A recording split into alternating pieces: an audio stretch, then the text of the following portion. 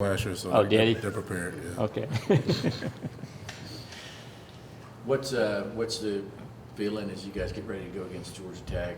Is this, still, even though their record is down and, all that kind of stuff, still an important game for you? It's still a rivalry. I remember back in 2016, I wasn't part of the team yet, but I was at the game, and they beat us here at home. So, it's still, stuck with a lot of guys here, so we just want to go out and play our best.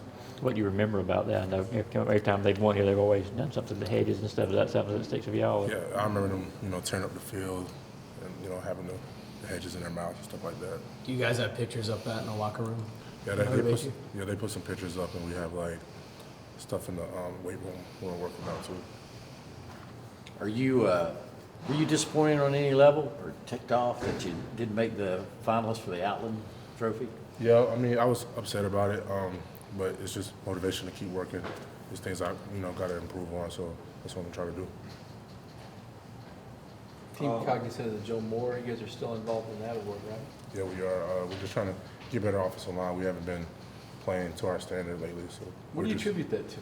It's just it's the small things. It's steps. It's leverage, things of that nature. Just your basic fundamentals. And that's what we've been focusing on this week. Just kind of breaking down what's the basics of what we need to do. So in terms of the rivalry, I know you grew up in Atlanta and everything. So do you remember watching a specific Georgia Tech game as a kid that kind of stands up? Oh no, when I was young, I didn't really watch much football, but I kind of have a funny story from recruiting. Okay. When I was in high school, one of my teammates, he was a senior. He plays at Richmond right now, Timothy, and the previous Georgia Tech O-line coach came, and I guess he thought I was him, so he had called me Timothy, and that just turned me off from going to look at that school. Yeah.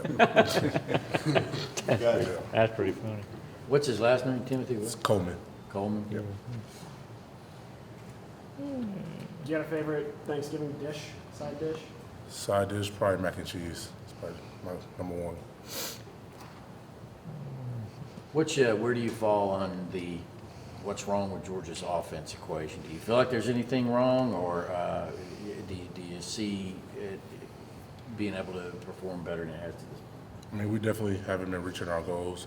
After the game, we break it down, and we have certain goals that we haven't met. And like I said before, it's the small details. We're so close. Some plays is literally inches that could have been really explosive plays and things like that. But we're working on it and trying to get better. Is that one of those things whenever as soon as the play's over, you realize, man, we just almost, or is it when you go back and watch on film, what kind of habit is it? Yeah, during the game, it's just because you can't really see what everybody else is doing, so Sure. you only focus on what you're doing. So you're trying to figure out what's going on the sideline, trying to figure out. But when you watch film, it's simple fundamentals, like I said earlier.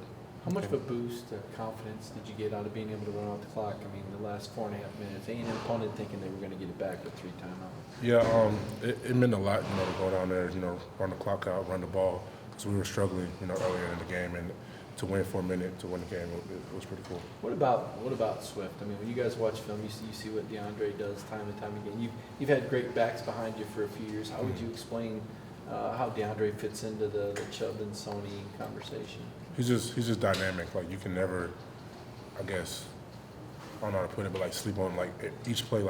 He might look like he might be tackled. He might be a guy in the backfield, and he'll just make a play. And sometimes you're just wow, we're out there sometimes blocking, and you're just looking almost like a fan because he makes plays sometimes that you don't think should happen. There's obviously a significant game on the other side of Georgia Tech. Is there discussion of LSU? Is there work on LSU, or is it 100% Georgia Tech this week? Right now, we're focused on Georgia Tech. We're trying to get better. Obviously, it's not a secret. We know we play them, in the SEC championship. So we're trying to get better as a team because if we take care of, ourselves, we'll be, prepared for that game. You mentioned Solomon coming to your house. Obviously, you're close with Solomon. How hard has it been? I mean, coming back from an ankle, and you did it last year. Everybody just thinks it's, video game, and now you're 100%. But those things linger. How tough do you think that's been on you? I think it's been pretty tough. I know he's been frustrated. We've been frustrated. It's hard for him. But he's fighting hard. He's trying to do what he can to, play the best he can. How did you get over? I mean, how just from a mental standpoint, playing with something like that or getting past something like that? Well, like it's kind of hard because like from my experience, like when I got hurt last year, it was like a couple of games where like, I'll get rolled up again, and it's kind of like frustrating. So eventually, I just had to stop worrying about it and just play. Like you can't be out there trying to like not step this way because you don't want to get rolled up. Like you just got to play and then let everything else take care of itself.